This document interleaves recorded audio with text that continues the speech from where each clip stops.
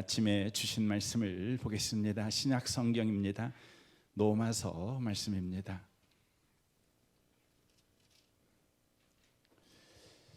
로마서 말씀입니다. 6장 말씀입니다.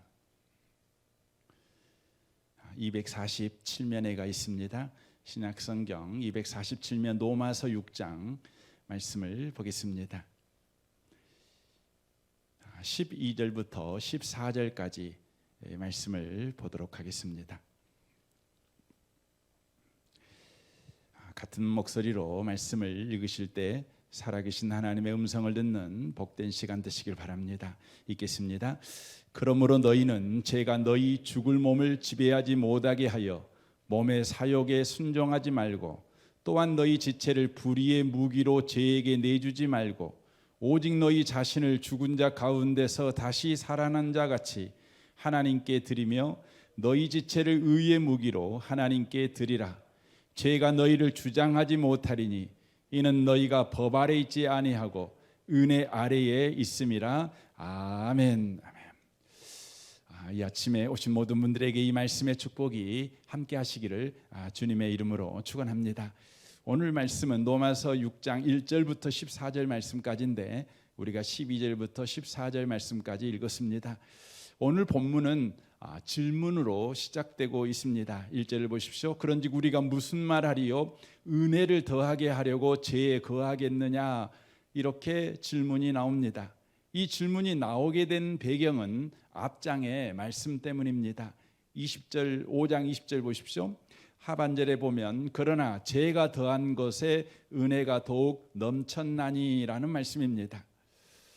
이 말씀 때문에 그럼 은혜를 더욱 넘치게 받으려면 죄를 넘치게 지어야 되겠네가 돼버린 것입니다. 이 말씀의 진의는 이제 앞으로 맘 놓고 죄를 지어도 된다는 뜻이 아닙니다.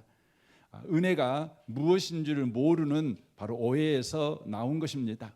죄와 은혜를 대조하여 은혜가 우리가 저지른 모든 죄를 뒤엎고 회복하고 만회할 만큼 크다는 것을 우리에게 가르치려는 의도입니다.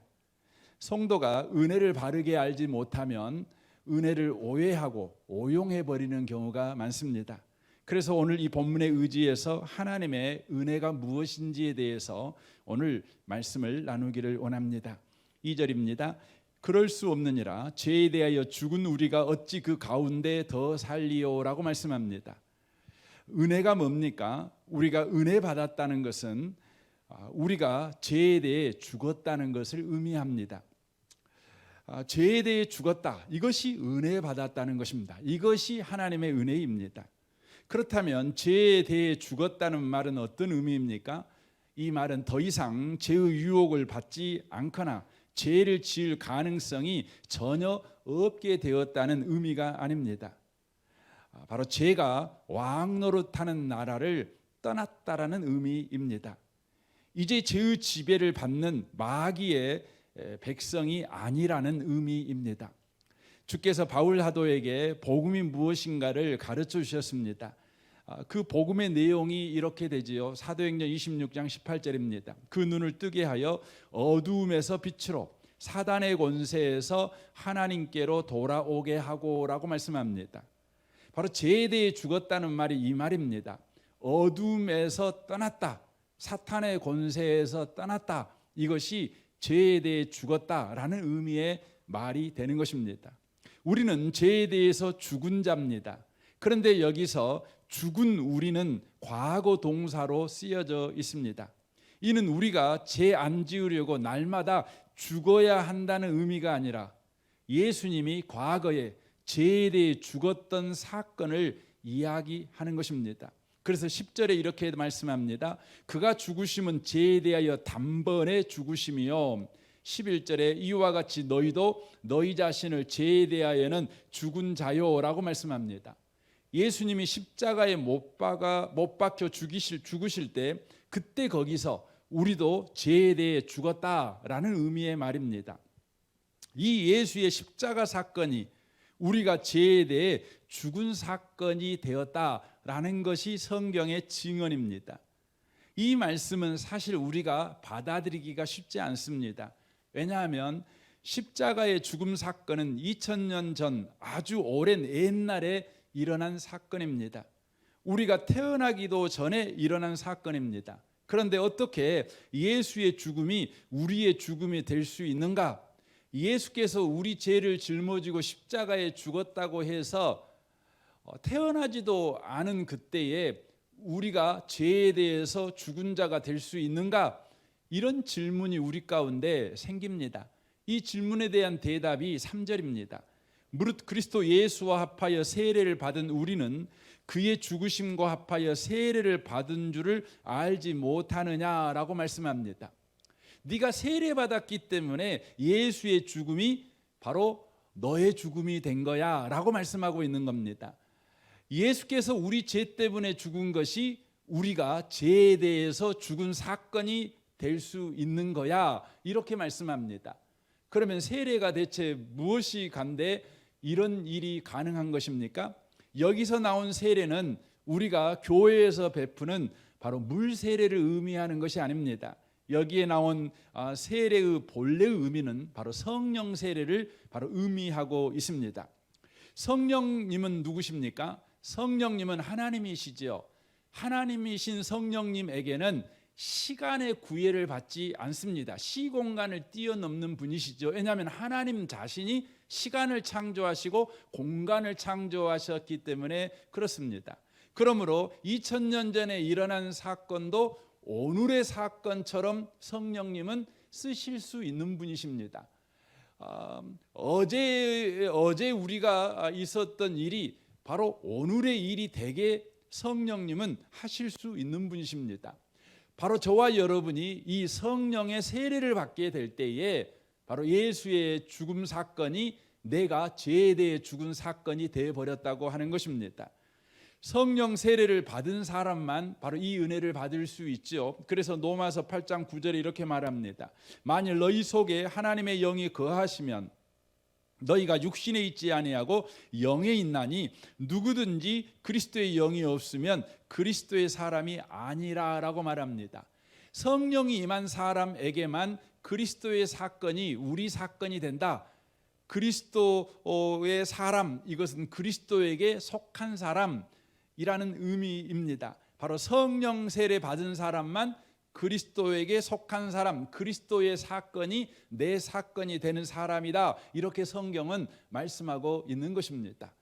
저와 여러분에게 성령 세례 사건이 임하게 되면 비록 2000년이라는 시간 간격이 있고 예루살렘이라는 공간의 차이가 있음에도 불구하고 성령님으로 말미암아 예수가 나의 죄를 짊어지고 십자가에 죽은 사건이 내가 죄에 대하여 죽은 사건이 된다고 하는 것입니다. 그러므로 저와 여러분이 성령 세례를 받는 것이 중요합니다. 하지만 성령 세례는 우리가 원해서 받는 것이 아니라 하나님의 선물입니다. 다만 저와 여러분이 성령 세례를 받았는가 안 받았는가는 확실하게 저와 여러분이 확인할 수 있습니다. 성령 세례 받은 사람에게는 성령 세례 받았다는 각양각색의 여러 체험이 있을 수 있습니다. 각각 다를 수 있습니다. 그럼에도 불구하고 성령 세례 받은 사람은 누구에게나 예외 없이 공통된 반응, 공통된 열매가 나옵니다. 그게 뭘까요?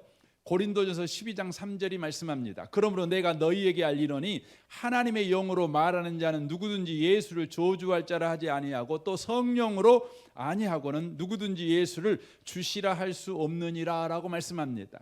성령 세례 받은 사람들은 반드시 예수님을 구세주로 믿는다는 것이지요.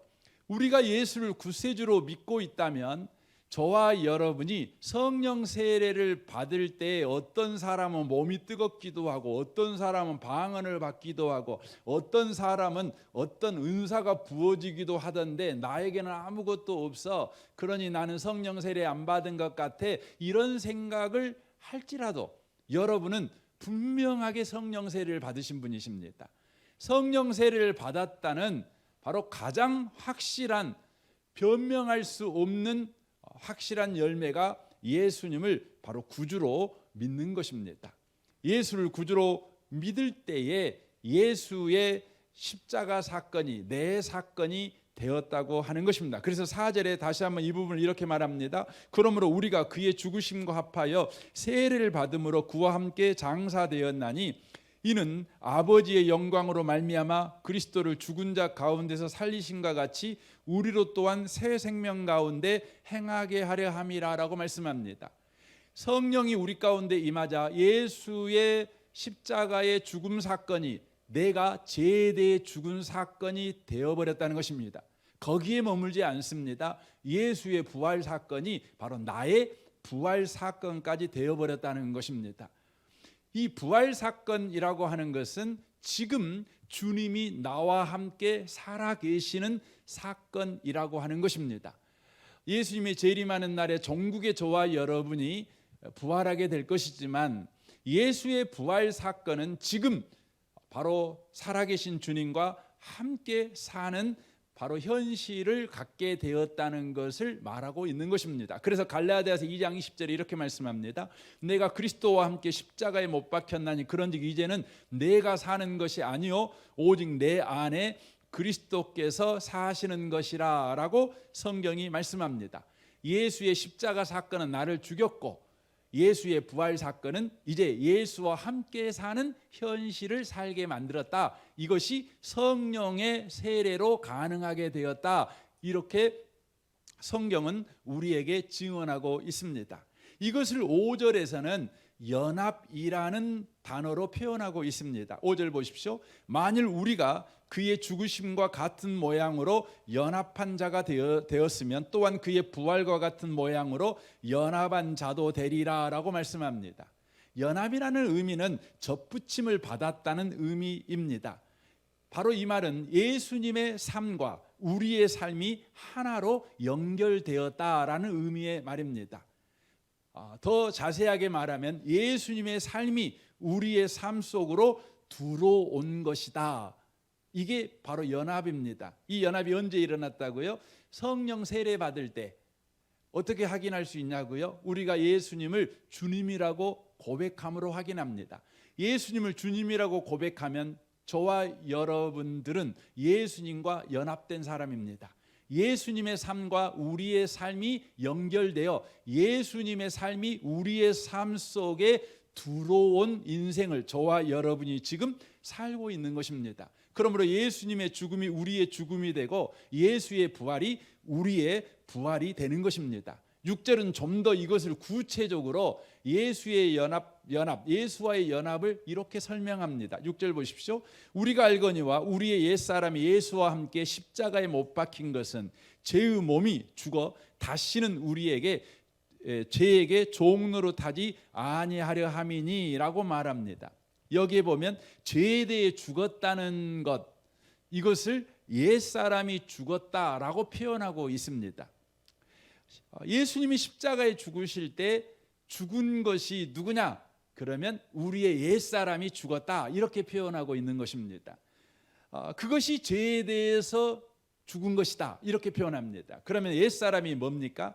이 옛사람이라는 것은 우리의 죄의 본성이나 죄의 기질 혹은 죄의 성향을 말하는 것이 아닙니다.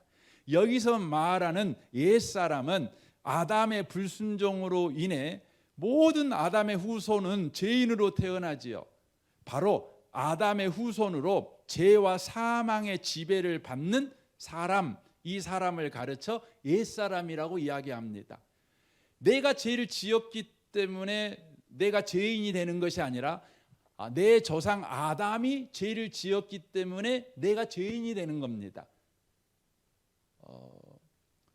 그리해서 저와 여러분이 인생을 살 때 죄 짓고 살아가는 것이죠. 바로 그 사람이 누구냐면 옛사람이라는 것입니다. 그 옛사람이 예수와 함께 십자가에서 죽어버렸다는 것입니다. 여러분, 죽었다는 것에 주목해야 합니다. 죽었다는 것은 대단한 영향력을 가지고 있습니다. 사람이 죽어버리면 모든 책임에서 자유하게 됩니다. 모든 범법 행위에서 자유하게 됩니다. 예수와 함께 우리의 옛사람이 죽어버렸습니다. 그러자 바로 아담의 영향으로 우리가 죄인으로서 죄의 지배를 받고 살아왔는데 더 이상 이제 우리가 죄의 지배를 받지 않게 되었다는 것입니다. 아담의 후손은 죄의 지배를 받습니다. 성격이 안 좋아서 그러는 것이 아닙니다. 여러분이 못돼 먹어서 그런 것이 아니라 아담의 후손이니까 저와 여러분은 자동으로 죄의 지배 아래에 있는 죄인입니다. 그런데 예수가 십자가에 죽어버리자 바로 아담의 영향 아래에 있던 내가 죽어버린 것입니다. 그러므로 우리는 죄의 영향에서 죽어버린 자, 죄의 영향에서 자유한 자가 된 것입니다. 이것이 옛사람이 죽었다는 것입니다. 그래서 4절에 보면 그와 함께 장사되었나니라고 말하고 있습니다. 이 장사되었다는 말은 죽은 자의 장례식까지 거행했다는 의미입니다. 여러분, 장례식은 사망 확인서 같은 것 아닙니까? 더 이상 살아날 가망이 없는 완전한 죽음, 이게 장사 지냈다는 의미입니다. 예수님의 죽음은 의심할 여지가 없습니다. 그래서 예수님이 장례식을 치렀습니다. 예수님의 죽음이 확실한 이상 아담의 영향 아래에 있는 우리의 옛사람의 죽음도 확실한 것입니다. 우리의 옛사람은 완전히 죽어버렸습니다. 죽어가고 있거나 죽으려고 애쓸 필요가 이제는 없습니다. 옛사람의 완전한 죽음입니다. 그 결과 우리는 죄의 통치로부터 완전한 자유를 얻은 자가 되었습니다. 그런데 옛사람의 죽음만으로 끝난 것이 아닙니다. 주님과 연합되었다는 것은 옛사람이 죽었다는 것으로만 끝나는 게 아니죠. 그래서 4절에 이렇게 말합니다. 그러므로 우리가 그의 죽으심과 합하여 세례를 받음으로 그와 함께 장사되었나니 이는 아버지의 영광으로 말미암아 그리스도를 죽은 자 가운데서 살리심과 같이 우리로 또한 새 생명 가운데 행하게 하려 함이라라고 말씀합니다. 예수와 연합된 사람은 예수의 죽음이 우리의 죽음이 된 것 같이 예수의 부활이 우리의 부활이 되었다는 것입니다. 이제 아담의 영향 아래에서 죄의 다스림을 받던 인생에서 예수와 연합하여 은혜로 다스림을 받는 인생으로 옮겨졌다. 바로 이것이 예수와 연합된 자다라는 의미의 말입니다. 그래서 오늘 본문 14절에 이렇게 돼 있어요. 제가 너희를 주장하지 못하리니 제가 더 이상 너를 지배하지 못한다는 것입니다. 이는 너희가 법 아래 있지 아니하고 은혜 아래에 있음이라. 이 아침에 오신 복 있는 성도 여러분, 예수를 믿어 하나님의 백성된 저와 여러분은 이제 은혜 아래에 있는 현실을 산다는 걸 기억하셔야 합니다. 우리는 은혜가 다스리는 나라로 국적을 옮겨버린 사람입니다. 우리는 은혜가 왕 노릇하는 현실을 살고 있다고 하는 것입니다. 그래서 성도의 삶이 뭐냐? 그러면 은혜가 왕 노릇하는 현실을 확인하며 누리며 살아가는 것이 성도의 남은 인생입니다. 여러분의 남은 인생에 대해서 기대가 넘치시기를 바랍니다. 여러분의 남은 인생에 대하여 걱정, 염려, 근심, 두려움 갖지 마십시오.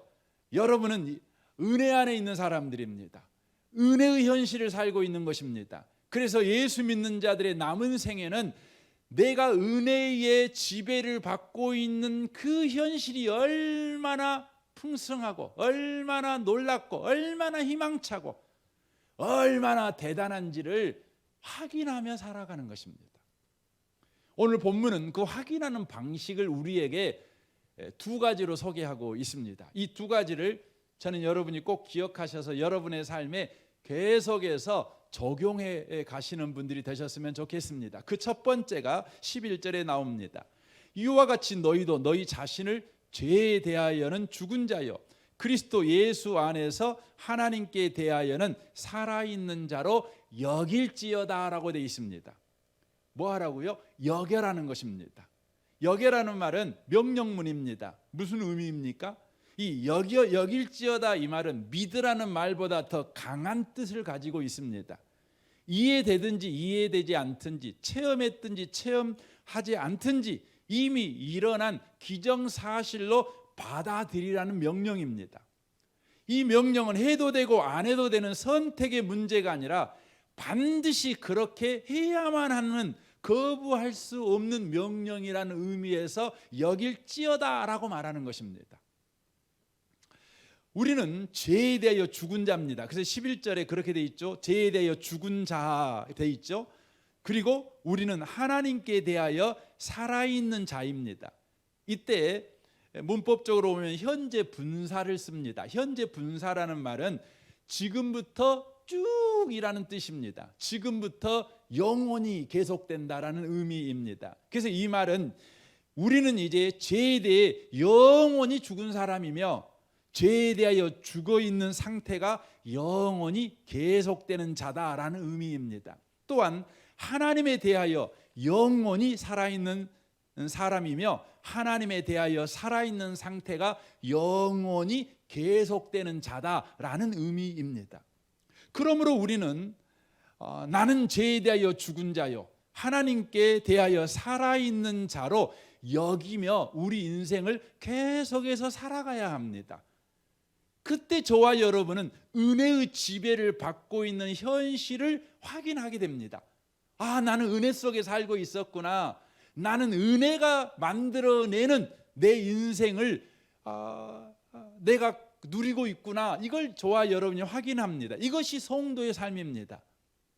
그러나 너무 많은 사람들이 나는 죄에 대하여 산 자요 하나님께 대하여는 죽은 자라고 생각을 하며 사는 사람들이 태반입니다. 왜냐하면 현실 속의 자신을 보면 그런 생각을 할 수밖에 없습니다. 하나님의 은혜는 너무나 희미한데 아직도 습관적인 죄를 짓고 살아가고 죄를 이기지 못해서 늘 죄에 넘어지고 있는 자신을 볼 때에 의심과 의문과 회의가 들지 않을 수 없는 것입니다. 그래서 늘 나는 죄에 대하여 산 자요 하나님께 대하여는 죽은 자다 이런 생각을 하고 살아갑니다. 성경은 우리에게 그렇게 말하지 않죠. 너는 죄에 대하여 죽은 자지 그리고 하나님에 대하여 산 자지 어찌 성도가 예수님을 주님이라고 믿는 사람들이 죄에 대하여 산 자고 하나님께 대하여는 죽은 자가 될 수 있겠느냐? 말도 안 된다. 너 여겨라. 정신 바짝 차리고 네 자신이 어떤 존재인지를 선포하고 여겨라. 이렇게 지금 이야기하고 있는 것입니다. 이런 사람에게 성경은 말하죠. 정신 바짝 차려서 너 보지 말고 예수 봐라. 이렇게 말합니다. 너의 현실을 너를 보므로 확인하지 말고 예수를 보고 확인해라. 예수 봐라. 너 보지 마라. 죄 짓고 있는 너 보지 말고 네 죄를 십자가에서 친히 담당해 버리셔서 죄에 대해서 너를 죽여버리신 예수를 봐라. 그렇게 말합니다. 계속해서 여겨라는 것입니다. 반복해서 지속해서 집중해서 여겨라는 것입니다. 여러분이 죄 짓고 살아가지요. 분명한 죄에 대하여 산자같이 살아가는 삶의 증거가 있지요. 한 움큼이 있지요. 두세 가지가 아니지요. 일기장을 쓰면 일기장 빡빡하게 쓰는 내용들이지요. 그럼에도 불구하고 그 일기장을 여러분이 손에 들고 선포하는 것입니다. 나는 죄에 대해서 죽은 자요 하나님에 대하여 산 자다. 계속해서 반복하고 집중하고 지속해서 선포하고 외치고 여기고 찬양하고 기도하고 계속해서 여기라는 것입니다. 아들람 동굴에 모여 있었던 그 사람들처럼 아들람 동굴에 모여 있던 사람들은 마음이 온통한 사람들이었잖아요. 마음의 상처가 너무너무 많은 사람이었죠. 또 억울한 사람들이죠. 또 빚진 사람들, 인생의 누저들만 모여 사는 동굴이 아들람 동굴 아닙니까? 그들의 현실은 하나님이 우리를 사랑하셔, 하나님이 우리를 보호하셔, 하나님이 우리를 은혜 베풀어 주셔 이렇게 말할 수 없어요. 하나님이 나를 저주했어, 하나님이 나를 버렸어, 하나님이 나를 무시해, 하나님이 내 기도는 항상 안 들어주셔. 내가 기도하기만 하면 안 들어주기는커녕 더 이상한 일만 생겨. 그들의 현실을 보면 그렇습니다. 그런데 그들은요 하나님 안에 있는 자기들을 봤습니다. 현실을 통해 자기를 본 것이 아니라 하나님 안에서 자기를 본 겁니다. 그리고 그들은 어떻게 합니까? 여기기 시작합니다. 그 여기는 그 장면, 그들이 계속해서 여길지어다는 그 하나님의 말씀에 순종하는 그 이대한 몸부림, 그 거룩한 몸부림이 기록되어 있는 성경이 시편 57편입니다. 들어보십시오. 6절입니다. 그들이 내 걸음을 막으려고 그물을 준비하였으니 내 영혼이 억울하도다. 그들이 내 앞에 웅덩이를 팠으나 자기들이 그 중에 빠졌도다. 그들은 압니다. 자기들의 현실 가운데 웅덩이가 파지고 자기를 무시하고 멸시하는 자들이 우글우글거립니다. 그런 상황입니다. 그런데 그들은 뭐라고 하면 셀라라고 말합니다. 셀라. 이 셀라라고 하는 것은 반복한다는 말이에요. 지속한다는 말입니다. 그러면서 뭘 지속합니까? 7절부터 보십시오. 하나님이여 내 마음이 확정되었고 내 마음이 확정되었사오니 내가 노래하고 내가 찬송하리이다. 내가 찬송하겠습니다. 여러분, 찬송은 나보면 찬송할 수가 없는 거예요. 나보면 유행가 나오는 거예요. 하나님 봐야 찬송이 나오는 것입니다. 내가 찬송하리로다. 내 영광아 깰지어다. 비파와 수금아 깰지어다. 내가 새벽을 깨우리로다. 내 주여 내가 만민 중에서 주께 감사하오며 문 나라 중에서 주를 찬송하리이다. 무릇 주의 인자는 커서 하늘에 미치고 주의 진리는 궁창에 이르리로다. 이게 무슨 말입니까? 그들의 현실은 사람들에게 밟히고 조롱받고 하나님이 어디 있느냐, 너는 하나님이 버렸어, 늘 이런 소리 듣는 자들이에요. 그런데 하나님 안에서 자기들의 현실을 봅니다. 은혜가 지배하는 현실을 봅니다. 그리고 그 은혜가 자기들의 인생을 어떻게 만들어 갈 것인가를 봅니다. 어떤 인생을 만들어 갈 걸 봅니까? 모든 사람들 중에서 하나님께 감사하게 돼요. 하나님을 찬양하게 돼요. 하나님이 나를 이렇게 만들었습니다. 하나님이 나에게 이런 복을 주셨습니다. 이렇게 말하게 만드실 것을 이들은 여기고 찬송하고 있는 겁니다. 어떻게 되었습니까? 이들은 10년도 안 돼가지고 다윗 왕국의 이대한 용사들로 다윗 왕국이라는 새로운 왕국이 세워지는 일에 개국공신으로 하나님께서 쓰십니다. 여기십시오. 여기십시오. 두 번째는 뭡니까? 12절부터 나옵니다. 그러므로 너희는 죄가 너희 죽을 몸을 지배하지 못하게 하여 몸의 사욕에 순종하지 말고 또한 너희 지체를 불의의 무기로 죄에게 내주지 말고 오직 너희 자신을 죽은 자 가운데서 다시 살아난 자같이 하나님께 드리며 너희 지체를 의의 무기로 하나님께 드려라 라고 되어 있습니다. 두 번째, 하나님께 드리라는 것입니다. 이 하나님께 드리라는 말은 어떤 의미입니까? 하나님께 참여해라, 이런 의미의 말입니다. 하나님께 참여하라는 것입니다. 여러분, 은혜의 현실을 경험하기를 원한다면 여러분 참여하는 자가 되십시오. 저와 여러분이 은혜를 받았다는 말이 어떤 의미의 말입니까? 좀 길지만 여러분이 이 문장은 꼭 암송하시면 좋겠습니다. 여러분, 은혜 받았다는 것은 하나님이 하시는 일에 순종으로 참여할 수 있는 지위와 기회를 가진 신분이 되었다는 것을 말하는 것입니다. 다시 말씀드릴까요? 은혜 받았다는 것은 하나님이 하시는 일에 순종으로 참여할 수 있는 지위와 기회를 가진 신분이 되었다는 것을 의미합니다. 출애굽기 19장 4절을 보십시오. 내가 애굽 사람에게 어떻게 행하였음과 내가 어떻게 독수리 날개로 너희를 업어 내게로 인도하였음을 너희가 보았느니라. 세계가 다 내게 속하였나니 너희가 내 말을 잘 듣고 내 언약을 지키면 너희는 모든 민족 중에서 내 소유가 되겠고 너희가 내게 대하여 제사장 나라가 되며 거룩한 백성이 되리라. 너는 이 말을 이스라엘 자손에게 전할지니라 라고 말씀합니다. 이 말씀을 대부분 우리는 복을 받기 위한 조건으로 읽습니다. 그렇게 읽는 이유가 5절 때문이죠. 너희가 다 내게 속하였나니 너희가 내 말을 잘 듣고 내 언약을 지키면 이라고 돼 있기 때문에 그렇습니다. 그러나 이 말씀은 조건으로 내걸고 있는 말씀이 아닙니다. 바로 4절 사건의 결과물입니다. 4절이 무슨 일이 있었습니까? 내가 애굽 사람에게 어떻게 행하였음과 내가 어떻게 독수리 날개로 너희를 업어 내게로 인도하였음을 너희가 보았느니라 라고 말씀합니다. 이게 무슨 말입니까? 이제 너는 애굽의 바로의 종이 아니고 하나님의 백성이 되었어, 이 말이에요. 하나님의 백성이 되었으니까 너희는 나의 계획을 너희들은 들을 수 있어. 너희를 향한 나의 계획이 뭔 줄 아니? 그러면서 말씀하는 내용이 이제 5절 하반절이죠. 너희를 모든 민족 중에서 내 소유가 되겠고 너희가 내게 대하여 제사장 나라가 되며 거룩한 백성이 되리라. 이게 하나님의 계획입니다. 내가 너희를 그렇게 만들고야 말 거야, 이 말이에요. 너희가 내 계획을 들었지. 왜 들을 수 있어요? 하나님께서 들을 수 있는 신분을 주셨기 때문에, 하나님의 백성이라는 신분을 줬기 때문에 이제 하나님의 계획을 들을 수 있는 거예요. 여러분, 대통령의 계획은, 자세한 계획은 국민이 듣는 게 아니에요. 여러분, 대통령의 계획은 국무위원이라는 여러분 높은 신분 지위를 가져야 들을 수 있는 거예요. 그리고 대통령의 계획을 여러분 순종할 수 있는 자격은 여러분 국무위원이나 혹은 청와대 참모들만 가능한 것입니다. 그러므로 하나님의 명령을 들었다, 이 말은 하나님의 명령을 받을 수 있는 지위와 기회를 가진 영광스러운 신분이요 명예로운 신분이라는 것을 여러분 전제로 하는 것입니다.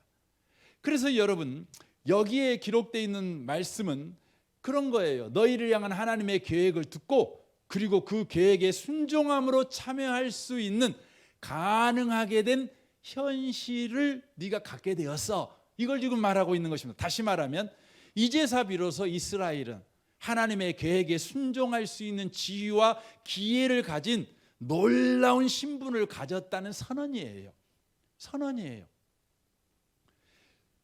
그리스도인은 누구입니까? 그리스도인은 하나님의 명령을 듣고 그 명령에 순종으로 참여할 수 있는 지위와 기회를 가진 영광스러운 신분을 소유한 자라는 의미예요. 그래서 성경의 명령은 한결같이 조건이 아니에요. 성경의 명령은 모두 다 예수 안에 있는 너는 영광스럽고 명예로운 신분을 가진 자야, 이걸 확인시켜 주는 것입니다. 그래서 데살로니가전서 5장 16절을 봐볼까요? 항상 기뻐하라, 명령이죠. 쉬지 말고 기도하라, 범사에 감사하라, 명령형 아닙니까? 여러분, 이 명령이 그냥 여기까지만 써져 있다면 이건 도덕경이에요, 불경이에요. 그냥 유교의 사서삼경에 나온 이야기 아니겠습니까? 여러분, 도덕경에도 아마 이런 비슷한 이야기 나올 겁니다. 불경에도 이런 비슷한 이야기 나올 겁니다. 여러분, 자기계발서 읽어보십시오. 그러면요, 성공하려면 항상 기뻐하고 쉬지 말고 기도하고 범사에 감사해, 이렇게 가르칩니다. 여러분, 이게 성공의 법칙입니까? 이거 성공하기 위한 조건일까요? 아닙니다. 여기 말씀은 이렇게 되어 있습니다. 항상 기뻐하라, 쉬지 말고 기도하라, 범사에 감사하라. 그 다음이 있어요. 이것이 그리스도 예수 안에서 너희를 향하신 하나님의 뜻이니라 라고 말씀합니다. 이 말이 무슨 의미의 말입니까? 너는 예수 안에 있으니까 항상 기뻐해라, 쉬지 말고 기도해라, 범사에 감사해라, 이게 하나님의 뜻이다, 이게 이런 말입니다. 하나님의 계획이 뭐냐? 너는 예수 안에 있으니까 항상 기뻐하는 사람을 만드는 것이고, 쉬지 않고 기도하는 사람을 만드는 것이고, 범사에 감사하는 사람을 만들어내는 거야, 이런 의미의 말이 되는 것입니다. 예수 안입니다. 그러니까 항상 기뻐하라, 쉬지 말고 기도하라, 범사에 감사하라, 이 말은 너는 예수 안에서 항상 기뻐하라는 명령을 듣고 그 명령에 순종할 수 있는 지위와 기회를 가진 신분을 소유한 자야, 이걸 말해주는 것입니다. 그래서 이 말은 너는 항상 기뻐해도 되는 신분을 가졌어. 너는 하나님 앞에 끊임없이 구해도 되는 신분을 가졌어. 무슨 일을 만나든지 감사해도 되는 신분을 너는 가졌어, 이 말이 되는 거예요. 여러분, 항상 기뻐하라는 말을 들을 때마다 여러분 마음에 신분이 먼저 생각나시기 바랍니다. 예수 안에서 내가 누군가, 이게 생각나시길 바랍니다. 여러분의 현실 속에서 내가 누군가 생각하라면 항상 기뻐하라는 말 못해요. 하나님, 현실이 너무 힘든데 어떻게 감사합니까? 뭐라 좀 감사할 일을 만들어 놓고 감사하라고 해야지. 감사할 일 없고 불평할 일만 쌓였는데 항상 범사에 감사하라고요. 주님 저를 지금 놀리십니까? 저를 지금 시험에 들게 하십니까? 우리 이렇게밖에 말 안 해요. 그런데요, 주님은 항상 기뻐하라를 우리의 현실 속에서 항상 기뻐하를 요구하는 것이 아니에요. 뭐라고? 여기 예수 안에서. 너는 예수 안에 있잖아.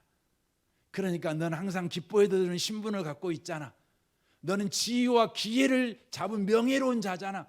그러니까 항상 기뻐해. 이렇게 말하는 것입니다. 결론적으로 말씀을 드리겠습니다. 우리는 은혜 아래에 있는 사람들입니다.